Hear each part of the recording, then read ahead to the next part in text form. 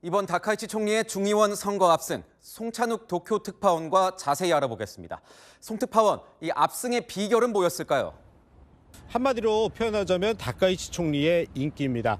이 다카이치 총리가 60에서 70%의 높은 지지율로 30% 안팎 지지율의 자민당을 개인기로 끌고 간 겁니다.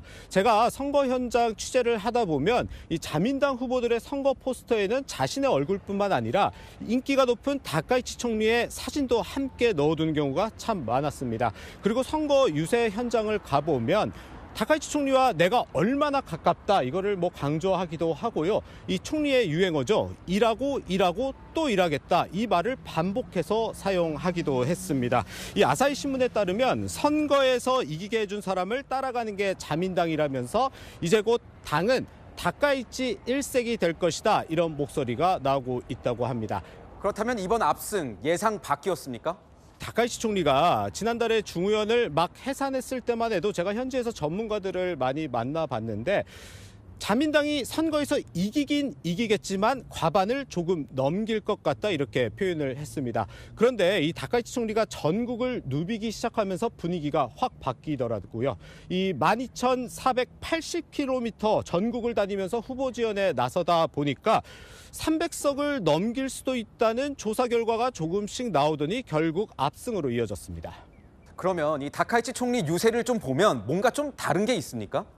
네, 우선 좀 정치인이라고 할 수 있나 싶을 정도로 이 친근하고 좀 직설적인 화법으로 이 보수적인 메시지를 던지는 게 참 인상적이었는데요. 이 유세차에서 내려서 많은 시민들이 모이다 보니 직접 악수하고 접촉을 하기도 했는데 이 선거 막판에는 이 손가락을 다쳐서 테이핑을 하면서 선거운동을 하는 모습도 참 화제가 되기도 했습니다. 이 많게는 10,000명이 현장에 모이는 곳도 있었다고 하는데요. 거기서 봤더니 휴대전화로 이 다카이치 총리를 사진이나 영상을 찍는 사람들도 있었고 사나이짱이라고 이 별칭을 부르는 사람들도 있었습니다. 그렇다면 다카이치 총리의 일본 어떻게 변할까요?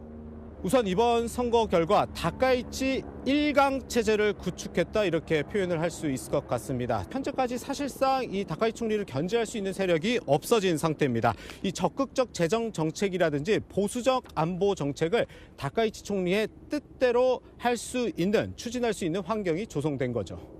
무엇보다 이 전쟁 가능 국가로 바뀌는 것 아니냐 이런 우려가 나오는데 어떻습니까?